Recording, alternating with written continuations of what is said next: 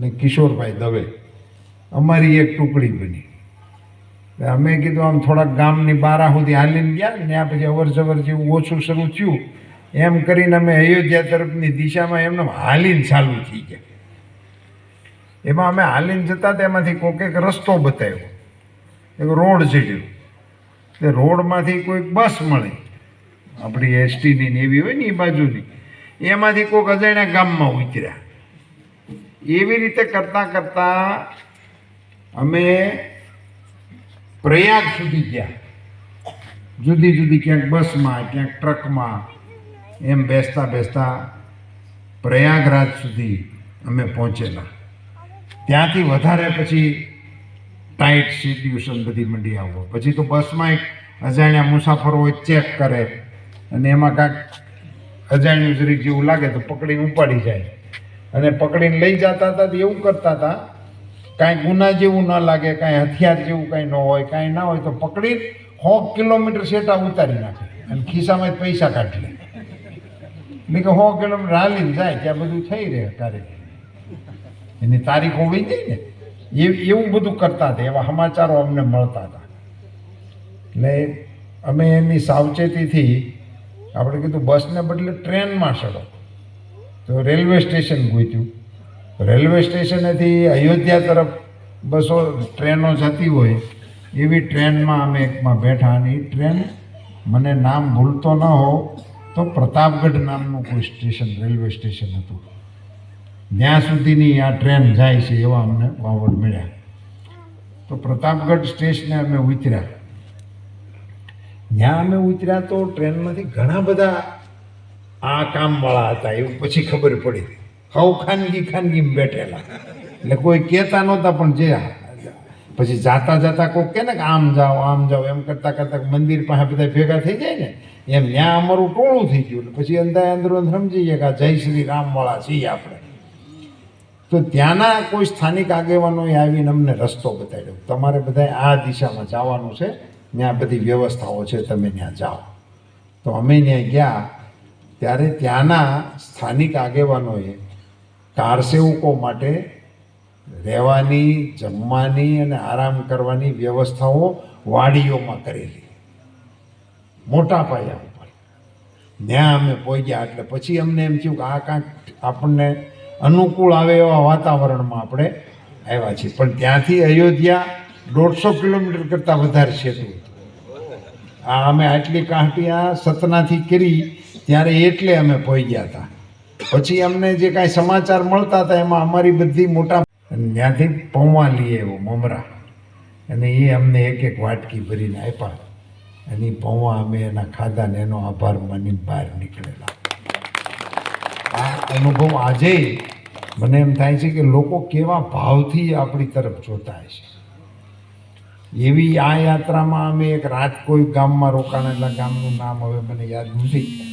એ વખતે મેં ડાયરી લખેલી, પણ ત્યાર પછી એનું કાંઈ ફોલોઅપ થયું નહીં, એટલે ભૂલાઈ ગયું છે અથવા ક્યાંક લખેલું પીડ્યું છે. પણ એક રાત અમે ક્યાંક રોકાયેલા. તો એ ગામમાં પછી જુદા જુદા ઘેરે અમને મૂકી જતા. એક જગ્યાએ હોય છાપો પડે બધા પકડાઈ જાય, એટલે 2-3 જણા એ ગામમાં જુદા જુદા ઘેરે મૂકી જાય. એમાં અમને કોકના ઘેરે મૂકી ગયેલા. તો ત્યાં અમે સૂતા હતા, તો હોવાની તૈયારી કરતા હતા. તો ગરદણી, એમના 1-2 છોકરા, એમની મહિલાઓ એને લઈને અમારી પાસે આવ્યા અને અમને આગ્રહ કર્યો કે તમને આ તકલીફ ન હોય તો અમે ગરમ પાણી કર્યું છે, અમને તમારા પગ ધોવા દો.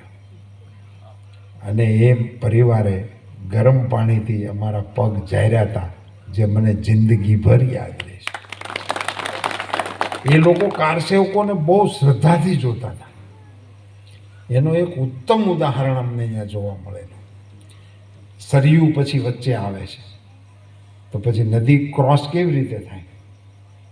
એ વખતે તો કોઈ બોટવાળાને અહીંયા ટકવા દેતા નહીં, એને પકડી જાય. તો એ લોકોએ કોઈ એક જગ્યા ઉપર એક બોટવાળો રાખેલો, અને 11-12 વાગ્યા પછી ત્યાં બધાને પહોંચાડે, અને ઈવડો એ સામે કાંઠા સુધી ઉતારી જાય. એવી વ્યવસ્થા સ્થાનિક લોકોએ કરેલી. એટલે અમે એ બોટવાળા પાસે રાત્રે 11:30-12 વાગે પહોંચ્યા. એમાં અમને બેહાર્યા.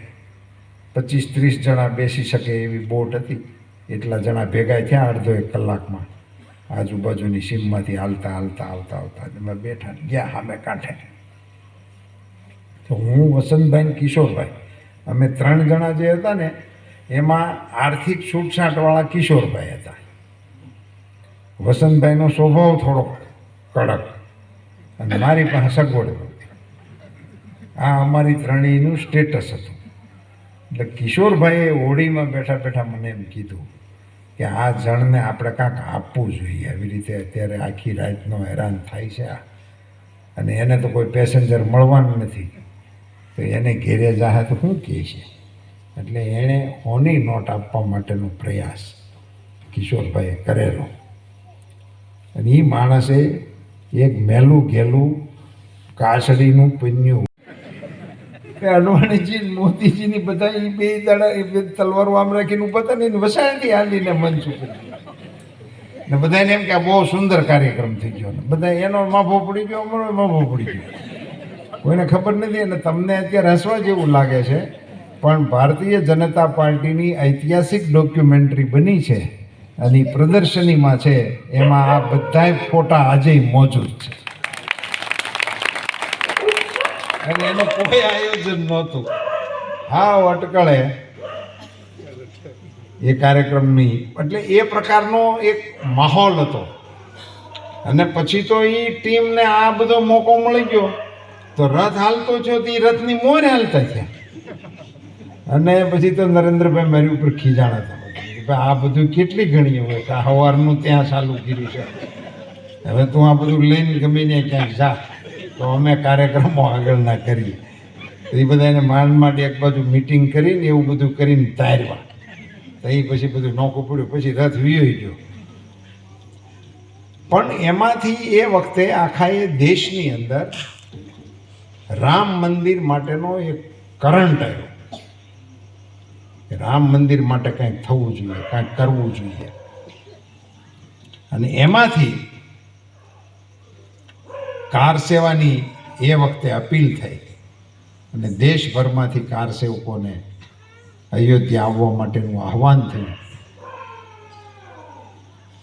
અને એ આહવાનના ભાગરૂપે જ્યારે આપણા જિલ્લાની વ્યવસ્થા આવી ત્યારે એમાં આપણા જિલ્લામાંથી એક આખી બસ અમે કાર્યક્રમમાં જવા માટે તૈયાર કરી હતી. અમને આખી બસને બધાએ રંગે ચંગે વિદાય આપી હતી. હું પ્રમુખ હતો અને બાકીના એમાં ઘણા બધા સભ્યો હતા, બધા જોડાણા હતા. મને પહેલું ભલો પડાવ એવો યાદ આવે છે કે મધ્યપ્રદેશની સતના બોર્ડરે અમે ગયા ને સતના બોર્ડરેથી ઉત્તર પ્રદેશની અંદર દાખલ થવાય, ત્યાંથી બધા વાહન વ્યવહાર બંધ હતા. એટલે અમને સૂચના મળી કે હવે અહીંથી કોઈ બસ વ્યવહાર થવાનો છે નહીં, એટલે તમારે અહીંથી પછી હવે કાં તો પાછા જાઓ અથવા તમારે તમારી મેળે જે કરવું હોય તે કરો, એવી સ્પષ્ટ સૂચના અમને સતના બોર્ડરે મળી. જ્યારે અમારી આખી ટીમ હતી તો અમે બધાએ નક્કી કર્યું કે આપણે પાછું તો નથી જવું, જેને જે વાહન મળે એ વાહનમાં અયોધ્યા તરફ જાઓ. એમ બધાય ટુકડીઓ 3-3, 4-4ની ટુકડીઓ કરી અને પહેલાં તો એવું નક્કી કર્યું, કારણ કે અહીંયા બોર્ડરે જ પ્રતિબંધ હતો, એટલે કીધું આપણે આમ થોડાક ગામ બારા સુધી આની આ દિશામાં હાલો કોકને પૂછી. અને અજાણ્યો વિસ્તાર તે એમાં પહોંચે. ઋતુલતા પત્ર ફળ ફૂલ આપે યથા માનવી મૂર્ખ મન વ્યર્થ સોચે. એ પ્રમાણે થવાનું હશે નિયતિનું, પણ આપણે એ સમયે હાજર છીએ એનું ગૌરવ કરીએ. પ્રભુ શ્રી રામની આરતી કરીએ, પ્રભુ શ્રી રામલલ્લાના દર્શન કરીએ અને અનુકૂળતાએ અયોધ્યા જઈશું દર્શન કરવા માટે. અનુકૂળતાએ જરૂર અયોધ્યા જઈશું. આ વખતે સાહેબ હું બધાને કહું છું કે અયોધ્યા, ઉજ્જૈન અને કાશી વિશ્વનાથ, આ 3 જગ્યાના દર્શન તો નવેસરથી કરવા જેવા થયા છે. કાશી વિશ્વનાથની અંદર 2 જણા હામા મળે ને, હાલતા હાલતા 2 જણા, વાહન નહીં, આદમી, તો તરી નો હકાય હરખી રીતે, એવી હાકડ હતી. દર્શન કરવા જેવી જરાય મજા નહોતી આવતી. હું તો એ વખતે પણ મને ઘણી વખત ત્યાં જવાનો અવસર મળ્યો હતો. અને અત્યારે જે કાશી કોરિડોર બન્યો છે, એ તો ગંગાના કિનારાથી ભગવાન ભોળાનાથના મંદિર સુધીનો આખો પટ, એ અહીંથી આ વચ્ચે કોઈ મકાન ન હોય અને સીધું દાદાનું મંદિર આવે ને એવો પટ બની ગયો છે. જ્યાં 2 જણા હાલી નહોતા શકતા, ત્યાં એવડો પટ બની ગયો છે. એ દર્શન કરવા જેવું છે. ઉજ્જૈનની અંદર મહાકાલેશ્વર દાદાનું જે મંદિર છે, એ પણ ગામની વચ્ચે હતું. ત્યાં પણ એટલી જ ગળદી, એટલી જ અવ્યવસ્થાઓથી એમાં બધાને પસાર થવું પડતું હતું. આજે ઉજ્જૈનની અંદર ક્ષિપ્રા નદીનો આખો તટ એ આપણા રિવરફ્રન્ટ કરતાં પણ રૂપાળો બની ગયો છે. અને હું તો ત્યાં બીજી વખત ગયો, હમણાં બાપુની જે ટ્રેનની કથા હતી એ વખતે હું ત્યાં ગયો હતો. મોરારી બાપુ જે ટ્રેનમાં આખી 12 જ્યોતિર્લિંગની યાત્રા કરી, એવી યાત્રાના ભાગ લેવા માટે હું ત્યાં ગયો હતો. તો એ વખતે દાદાના દર્શન કર્યા પછી અડધી કલાકે મેં અડખે પડખે ફરીને જોયું. હું આવતો તે ક્યાંથી આવતો હતો, પહેલાં ક્યાં હતા, અહીંયા શું હતું, એવું અડધો કલાક ગોચ્યું તે માંડ નકશો મળ્યો કે અહીંયા હતા આપણે. એટલો મોટો બદલાવ દેશના તીર્થસ્થળોની અંદર મોદી સાહેબના શાસનની અંદર થઈ ગયો છે. અને આ કાંઈ ધર્મ ધ્યાન ને પૂજા પાઠનું જ કામ મોદીજી કરે છે એવું નથી. એ કાર્ય 108 ઉપગ્રહને એ કાર્ય છોડ્યા. દિવાળીના ફટાકડા એકલા એ કાર્ય ન ફોડી નહીં. અને દેખાવથી જ એકદમ રાંક લાગે ને એવો માણસ હતો. આધેડ ઉંમરનો માણસ હતો. ગરીબી આમ સાક્ષાત અવતાર લીધો હોય ને જેવો દેખાય ને એવો માણસ હતો. અને એને આપવાનો આપણે પ્રયાસ કર્યો. એ બુઝુર્ગ માણસે એમ કીધું હતું કે તમે તો સાધારણ નાગરિકો છો, પણ અમારા વડવાઓએ તો ભગવાન સામો ઊભો હતો એની પાસેથી નહીં નહોતું લીધું. એક વખત પ્રભુ રામને અમારા વડવાઓએ આ નદી પાર કરાવી છે, અને તે દિવસે એ તો 14 બ્રહ્માંડનો નાથ હતો. એની પાસેથી ને અમારા વડવાઓ પૈસા નહોતા લીધા, અમે તમારી પાસેથી કેવી રીતે લઈ શકીએ? અને એણે નહોતા લીધા. આવી ખેલદિલી અને ખુમારી મેં મારી જિંદગીમાં ક્યારેય જોઈ નથી. એનો હું પ્રત્યક્ષ સાક્ષી છું. આ અનુભવ પણ અમારા માટે અદ્ભુત અનુભવ હતો. અને આને લીધે શું થતું હતું? આને લીધે અમારું જુસ્સો વધતો હતો કે હવે ત્યાં જઈને ગોળી વાગી જાય તો પાછું ન પડે, હવે જવું જ પડે. એ જે અંદરથી આવતું હતું ને, આ બધા અનુભવોને આધારે અમારી અંદરથી આવતું હતું. મોડી રાત્રે અમે અયોધ્યામાં દાખલ થઈ ગયેલા. જે કાર સેવાની તારીખ નક્કી થઈ હતી એ તારીખે મોડી રાત્રે અમે ત્યાં પહોંચી ગયા હતા. મને બરાબર સ્મરણ છે. અમે નાની છાવણી કરીને ત્યાં જગ્યા છે, એ છાવણીની અંદર એક ગેટ ખુલેલો, 2-3 ટકોરા મારતા, અને અમને અંદર આવવા દીધેલા અને કીધેલું કે હવે તમે અવાજ કર્યા વિના શાંતિથી સૂઈ જાઓ, મોડું થયું છે. તો સૂઈ ગયા. હોંસરીમાં એક જગ્યા પડી હતી એમાં. અને સવારે અમે કાર સેવા કરવા માટે બહાર નીકળ્યા. લગભગ અડધો 1 કલાક હનુમાનગઢી તરફ અમે આગળ આવ્યા છું ત્યારે ગોળીબાર શરૂ થયા હતા. અમારીથી 100 ફૂટ છેટે, એટલે આપણા ચોક જેટલી જગ્યાએ 3 લોકો ગોળીબારની અંદર મરી ગયા હતા. અને પછી નાસભાગ થઈ ગઈ, બધું વિખાઈ ગયું. સમાચાર મળ્યા જે પેલું શિખર ઉપર ચડી ગયા હતા અને એનો જે શિખરના ઈંડા હતા એને તોડી નાખ્યા, એ ઘટના બની ગઈ હતી. ત્યારે અમે એનીથી થોડાક દૂર હતા. એટલી આ 89ની કાર સેવામાં બન્યું હતું આટલું. એ બાબરી મસ્જિદ ઉપર ચડી ગયા, એના જે 3 ઈંડા હતા એને તોડી નાખ્યા, અને નાની મોટી ખરોંચ થઈ હશે. પછી તો અંધાધૂંધ ગોળીબાર થઈ ગયો હતો અને ઘણા બધા કારસેવકો મરી ગયા હતા, ઘણા બધા ઘાયલ થયા હતા. અને પછી તો સંપર્ક પણ બધાનો તૂટી ગયો. એટલે પછી 3 કે 4 દિવસ પછી અમે ક્યાંક રોડ ઉપર આવ્યા હતા.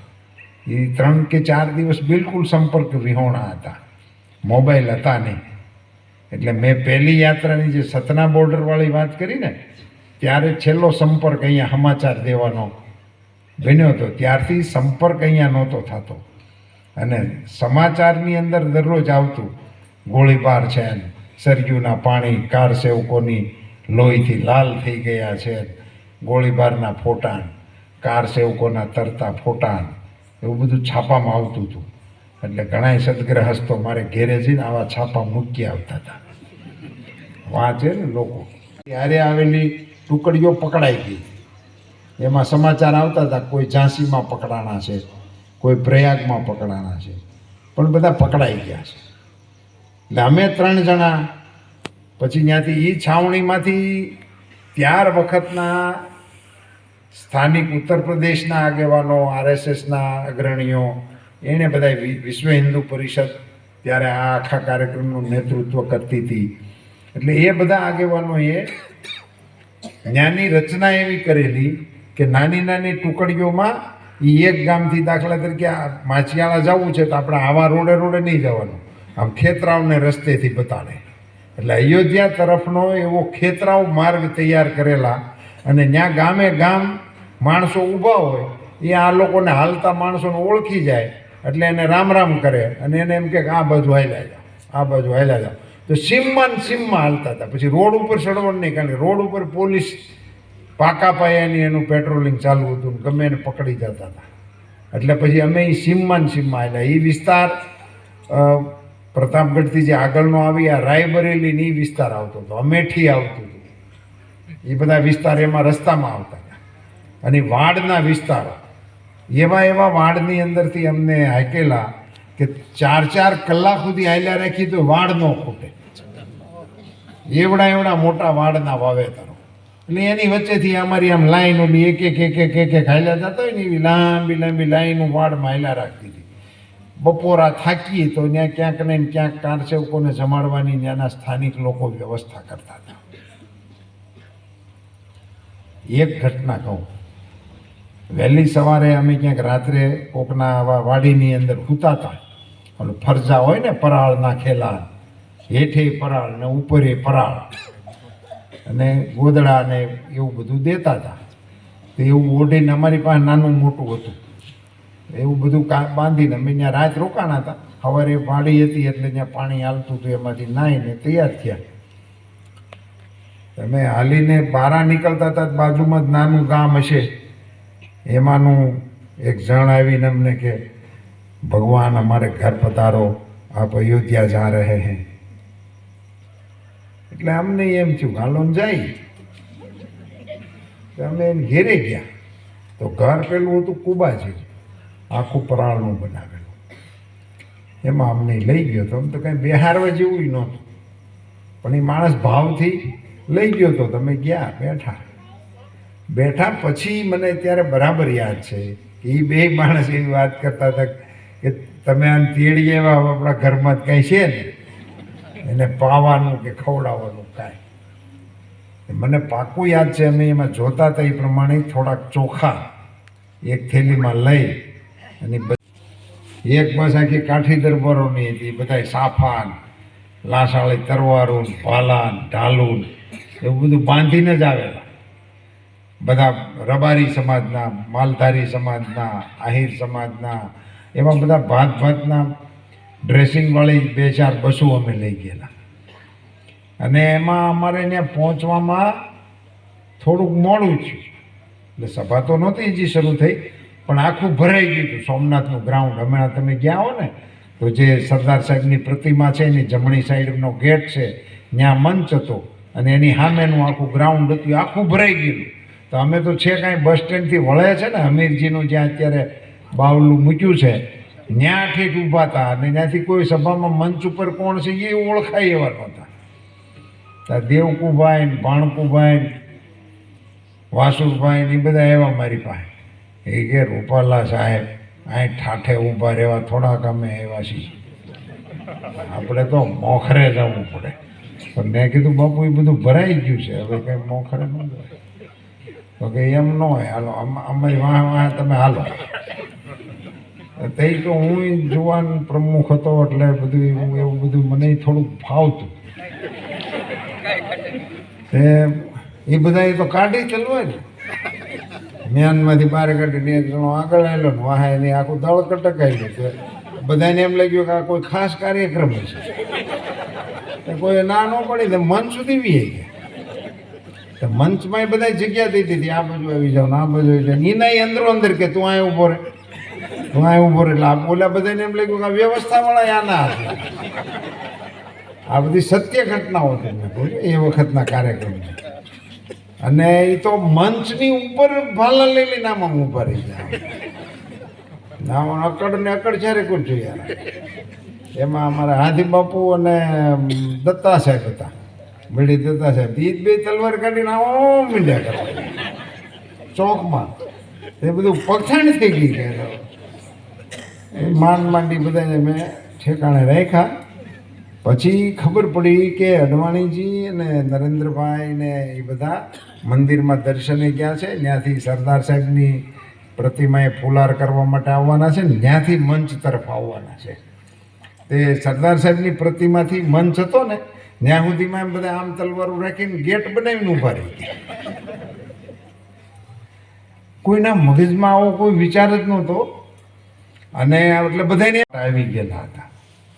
અને 15 દિવસ મારા પરિવારે આમ ખરેખર ખૂબ ગમગીનીમાં વિતાવેલા.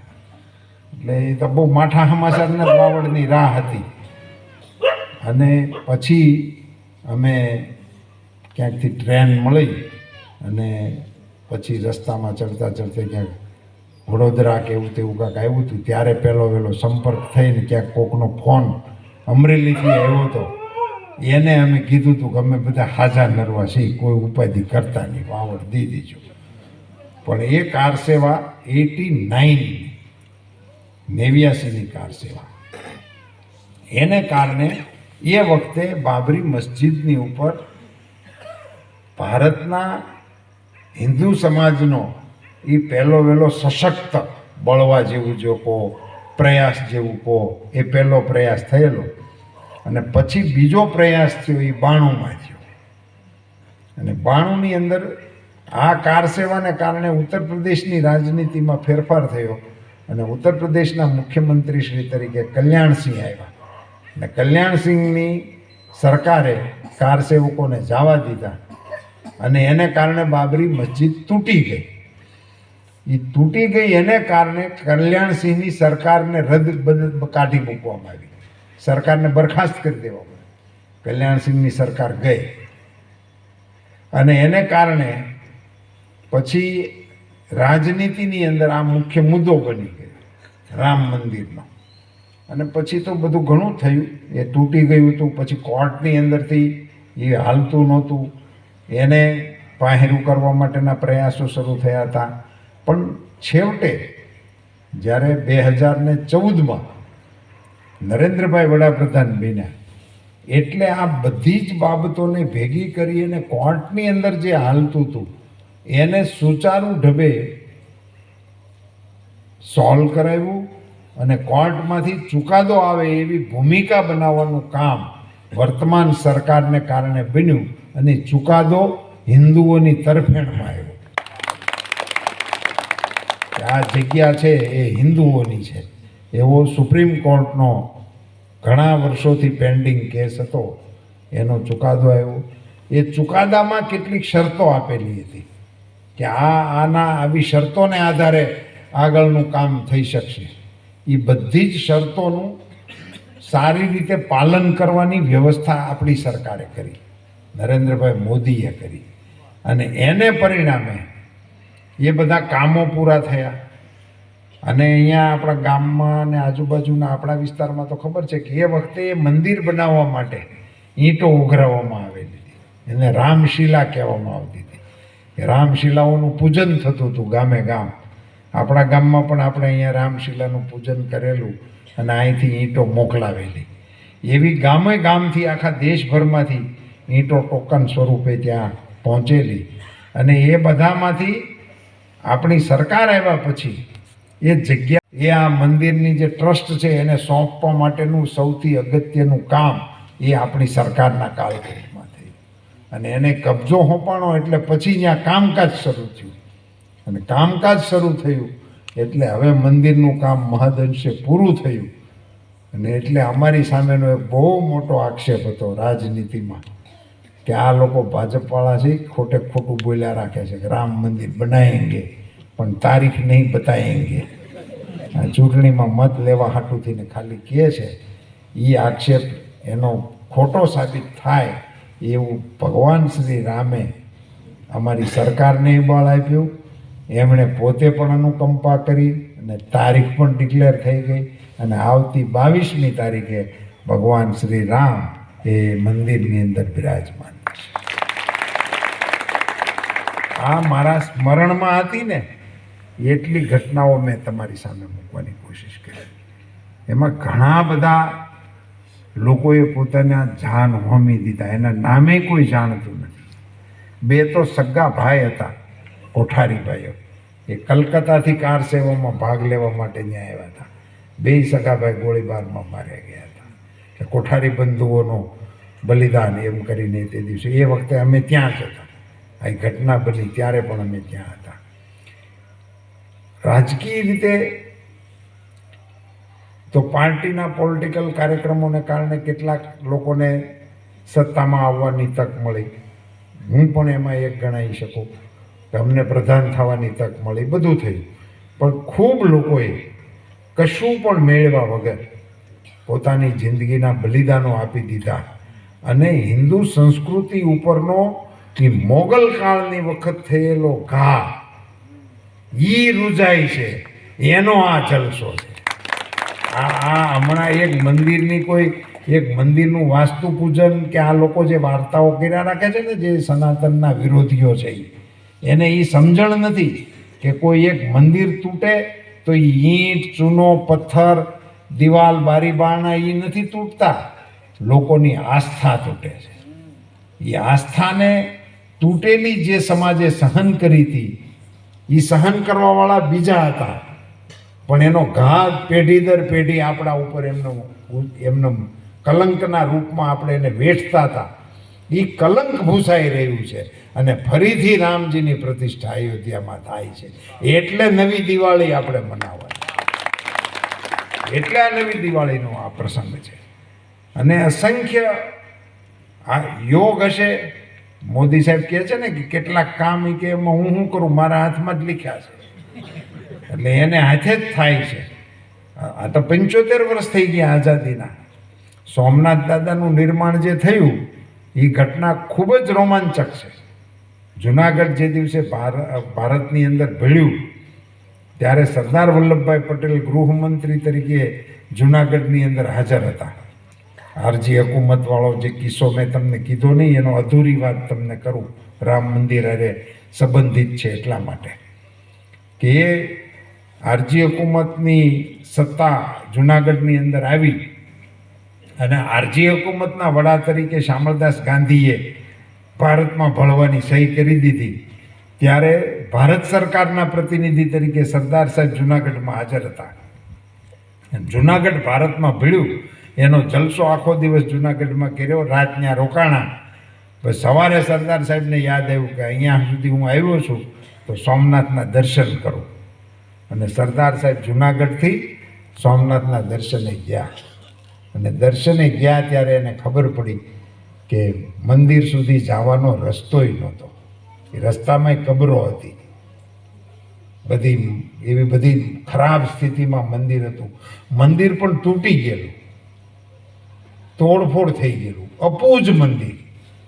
અરે સોમનાથ માટેનું તો બધાના મનમાં કેવું ચિત્ર હોય. અને એ આવું દ્રશ્ય જોઈને સરદાર સાહેબ એટલા બધા દુઃખી થયા. પણ એ તો સરદાર હતા. એણે ન્યાય જાણવા માટે અયોધ્યાની અંદર મોગલ શાસનની અંદર અયોધ્યાના આપણા આ બધા તીર્થ સ્થળોનો ધ્વંસ થયો. એને તોડી નાખવામાં આવ્યા અને એ તોડીને એની જગ્યાએ મસ્જિદ બનાવી દેવામાં આવી હતી. અને મસ્જિદનું નામ બાબરી મસ્જિદ પાડવામાં આવ્યું હતું. એ વર્ષો સુધી બનેલી મસ્જિદ, પણ એમાં ક્યારેય નમાજ કોઈ પીઢું નહોતું. કારણ કે એ કોઈક ઇસ્લામનો કંઈક એવો નિયમ છે કે વાદ વિવાદવાળી જગ્યા હોય એની અંદર એ લોકો નમાજ નથી પઢતા, એટલે બનાવી નાખી. પણ હિન્દુઓનો દાવો હતો કે આ જગ્યા અમારી છે, એટલે ઝઘડો હાલતો. એ વખતે બધા એ વખતના કોર્ટમાં, એ વખતની રાજાશાહીમાં એ બધા વિરોધો કરતા, આંદોલનો કરતા, દબાતા સ્વરે, અહિંસક ઢબે, એવું બધું ચાલ્યા રાખતું હતું. કોર્ટ કચેરીઓ ચાલતી હતી. પણ ત્યાં રામલલ્લાની મૂર્તિ, એની પ્રતિષ્ઠા નહોતી. એ તોડી નાખ્યું હતું, બધું બગાડી નાખ્યું હતું. અને એનો એ જ્યારે મંદિરો તૂટતા હોય ને, એ તો એ ઘટના જ્યારે બનતી હોય એનો અહેસાસ હોય. હજારો લોકોની હાજરીમાં આપણા આસ્થા કેન્દ્રોને તોડી નાખવામાં આવે અને અસહાય થઈને એ સમાજ જોતો હોય, એનો કારમો ઘા સમાજને લાગતો હતો, પણ સમાજ કાંઈ કરી નહોતો શકતો. એ વખતની હિન્દુસ્તાનની દશા દયાજનક થઈ ગઈ હતી. અને આખા એ દેશની અંદર મોગલોનું રાજ્ય છવાઈ ગયું હતું. દક્ષિણનો થોડો ભાગ બાદ કરતાં આખા કંદહારથી લઈ અને દક્ષિણના પ્રાંતો સુધી, મધ્યપ્રદેશની નીચે સુધી મોગલોની આણ પ્રવર્તી હતી. અને એવા એ શાસનની અંદર એક નહીં એવા અસંખ્ય તીર્થસ્થળોને તોડી નાખવામાં આવ્યા હતા, પણ કંઈ કરી શકવાની ક્ષમતા નહોતી. આપણું આ સોમનાથ કેટલી વખત તૂટી ગયું, કેટલી વખત લૂંટી ગયા. એ તો સદનસીબે આઝાદીના સમયે જુનાગઢની જે આખી કથા છે એને માટે ક્યારેક કોઈ વળી બીજી મિટિંગમાં હું આવીશ ત્યારે એ આખો પ્રસંગ કહીશ કે જુનાગઢ આપણી હારે આઝાદ નથી થયું. આપણી પછી એને ઓક્ટોબર કે નવેમ્બરમાં, ઓક્ટોબરમાં, આપણે ઓગસ્ટમાં આઝાદ થઈ ગયા હતા. અને પછી ઓક્ટોબરની અંદર જુનાગઢને કબજે કરી અને ભારતની અંદર ભેળવવાની વિધિ થઈ હતી. એ આખો અલગ એક ઇતિહાસ છે. આરજી હુકુમતની સમુદ્રનું પાણી લઈને પ્રતિજ્ઞા લીધી કે હું આ સોમનાથનો જીર્ણોદ્ધાર કરીશ. અને સરદાર સાહેબે સોમનાથ મંદિરનો જીર્ણોદ્ધાર કર્યો. સોમનાથ દાદાની પ્રાણ પ્રતિષ્ઠાનો કાર્યક્રમ કરવાનું નક્કી થયું. રાષ્ટ્રપતિજીને એણે આમંત્રણ આપ્યું. એ વખતે આપણા રાષ્ટ્રપતિ રાજેન્દ્ર પ્રસાદજી હતા, પ્રથમ રાષ્ટ્રપતિ આપણા દેશના. એમણે આમંત્રણનો સ્વીકાર કર્યો. એ વખતના વડાપ્રધાન શ્રી જવાહરલાલ નહેરુએ એમનો વિરોધ કર્યો કે આ તો હિન્દુઓનું મંદિર છે, રાષ્ટ્રપતિ ત્યાં ન જઈ શકે, આપણો દેશ બિન સાંપ્રદાયિક છે. અને રાજેન્દ્ર પ્રસાદને આપણે ઈશ્વરીયની ધરતી ઉપરથી સલામ કરવી જોઈએ. રાજેન્દ્ર પ્રસાદજીએ જવાહરલાલને પત્ર લખીને કીધું કે રાષ્ટ્રપતિ રાજેન્દ્ર પ્રસાદ ન જઈ શકે, પણ સાદો રાજેન્દ્ર પ્રસાદ જઈ શકે. તમને એમ અગવડ લાગતી હોય તો આ પત્રને મારું રાજીનામું ગણવું, એવો લેખિત પત્ર રાજેન્દ્ર પ્રસાદે વડાપ્રધાનને લખ્યો હતો. અને રાજેન્દ્ર પ્રસાદ સોમનાથ આવ્યા અને એમની ઉપસ્થિતિમાં સોમનાથ દાદાની પ્રાણ પ્રતિષ્ઠા થઈ. એ ભગવી ધજાઓ વિશ્વભરની અંદર આજે ફડાકા મારે છે. એવી આ બીજી ઘટના એ અયોધ્યાની અંદર 22મી તારીખે રામલલ્લાની ધજા આખા એ વિશ્વની અંદર ફરકાશે. આ આપણા ઇતિહાસની, આપણી સંસ્કૃતિની, આપણી વર્ષોની ધરોહરની પુનઃ પ્રતિષ્ઠા છે. આ કોઈ એક મંદિર નવું નથી બનતું. આ વર્ષો જૂની આપણી જે વેદનાઓ હતી એનું સમાપન થાય છે. એવો આ મજાનો કાર્યક્રમ. આપણે તો ભગવાનનો આભાર માનવો જોઈએ કે આપણી હયાતીમાં આ કાર્યક્રમ છે. અત્યારે ભલે જે નાની મોટી ઉંમરના બધા હશે, કોઈ નાના હશે, કોઈ સમજતા હશે, કોઈને ખાલી જાણ હશે, એ મોટા થઈને કહે કે રામ મંદિરની સ્થાપના થઈ તો હું હાથમાં હતો. અમારી નિશાળમાં એનો કાર્યક્રમ આવ્યો હતો, અમારા ગામમાં આવો કાર્યક્રમ થયો હતો, અમે સાંજે આરતીમાં ગયા હતા. ભલે નાના નાના હશે તો એ વખતની એ વાત કરશે ને, કેવડી ગરિમા વાત છે. અને આ તો કઈ સદીમાં બન્યું હતું એ જોવાવાળા તો બધા વિયાઈ ગયા. આપણે ભાગ્યશાળી છીએ કે એનો જે ફરીથી પ્રસ્થાપના કરવાનો સમય આવ્યો તો આપણે હયાત છીએ. અને આપણે તો એમ ગૌરવ પણ લઈ શકીએ કે જે સરકારની અંદર આ વ્યવસ્થાઓ થઈ એ સરકારમાં અમે પણ હતા. એવી સરસ મજાની આ બધી તકો અનાયાસે આવતી હોય છે. આનું કોઈ ટાઈમ ટેબલ આપણી હાથે બને એવું નહોતું. આમાં ઈશ્વરી સંકેત પણ હશે. આ ઘડીએ થવાનું હશે, આ સમયે થવાનું હશે. નરસિંહ મહેતાના કાવ્ય પ્રમાણે જેહના ભાગ્યમાં જે સમયે જે લખ્યું તે ભાગીને પાકિસ્તાન વયો ગયો, એણે ન્યા સહી કરી દીધી. અહીંયા શું થયું એ બધું સમજવા માટે અને એને માટે એક આખો દિવસ જોઈએ, એક પ્રસંગ આખો થાય. એ ક્યારેક વળી કોઈ એવી ઘટનાઓ હોય છે મળ્યા આવીશું ત્યારે એ યાદ કરાવજો. તો આરજી હકુમતવાળો વિષય કે એ પણ ખૂબ જાણવા જેવો છે આપણે, એટલા માટે કે આરજી હકુમતનું પહેલું થાણું અમરેલીમાં નખાનું હતું. એ નવી પેઢીને ખ્યાલ નથી. એ વાત પણ ક્યારેક કરીશું. આપણે અત્યારે રામજી મંદિર પૂરતા સીમિત રહીએ તો એ મંદિરના ધ્વંસથી સમગ્ર રાષ્ટ્રના હિન્દુઓ ખિન્ન હતા, પણ કરી શકવાની કંઈ ક્ષમતા નહોતી એ વખતે. ત્યાર પછી અંગ્રેજો આવ્યા. એ વખતે મુસ્લિમ સત્તા થોડીક નબળી પડી, પણ હિન્દુ સત્તામાં કાંઈ બળ પરિવર્તન નહોતું આવ્યું. એ એક ગુલામી એકની હાલતી હતી, બીજાની શરૂ થઈ. એટલે ખાલી ધોહરું બદલ્યું હતું, માનસિકતામાં કોઈ બદલાવ નહોતો આવ્યો. ધર્માંધતા થોડીક ઓછી થઈ હતી, પણ ગુલામી તો હતી ને હતી. એ પાછી 150 વર્ષ હાલી. આ મોગલો આવેલા લગભગ 400 થી 450 વર્ષ. બાબરેથી શરૂ કરેલું તે બહાદુર શાહ સુધી એમની પેઢી રહી. અને એની પછી અંગ્રેજો આવ્યા. અને અંગ્રેજો આવ્યા પછી આઝાદી આવી. એની કથાઓ પણ તમે જાણો છો. પણ આ નાના મોટા આંદોલનો થયા રાખતા હતા. નાની મોટી કાનૂની લડાઈઓ લોકો લડ્યા રાખતા હતા, પણ કોઈ ફેંસલાએ આવતા નહોતા ને કશું થતું નહોતું. એની અંદર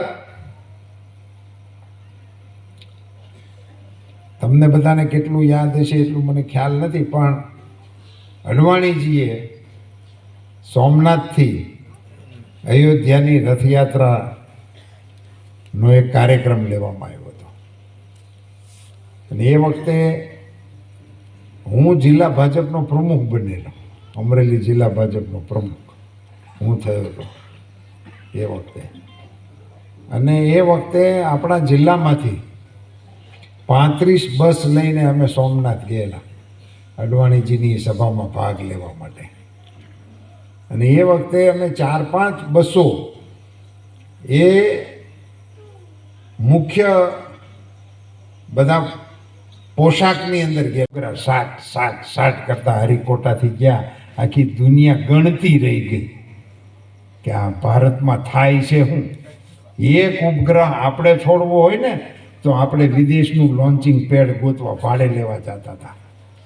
એને બદલે આપણા દેશના બનાવેલા ઉપગ્રહો આપણા લોન્ચિંગ પેડ ઉપરથી એક આરે 108 છોડ્યા. રશિયા વિશ્વની મહાસત્તા છે, આપણી કરતાં ઘણું બધું સાયન્સમાં આગળ છે. રશિયાનું બનાવેલું ચંદ્રયાન એ ચંદ્ર ઉપર ઉતરી ન શક્યું, અધવસાળ તૂટી ગયું. અને એના પછીના 3જા દિવસે આપણું ચંદ્રયાન, જ્યાં દુનિયાનું એકેય ચંદ્રયાન નથી ઉતર્યું, ત્યાં લેન્ડિંગ કરીએ. બે દિશામાં એક સાથે એક ધારો આગે કૂચનો કાર્યક્રમ રાઘવેન્દ્ર સરકારની કૃપાથી ભારતમાં હાલી રહ્યો છે. ઈશ્વરની કૃપા હશે, એનો કોઈ સંકેત હશે, અને એટલા માટે આ બધી વસ્તુઓ ચાલી રહી છે. ફરી વખત ક્યારેક બીજા કોઈ એપિસોડના માધ્યમથી આપણે મળીશું, ત્યારે વિગતે વાત કરીશું. આપ સૌનો ખૂબ ખૂબ આભાર, ધન્યવાદ. ભારત માતા કી, ભારત માતા કી જય શ્રી રામ, જય જય શ્રી રામ.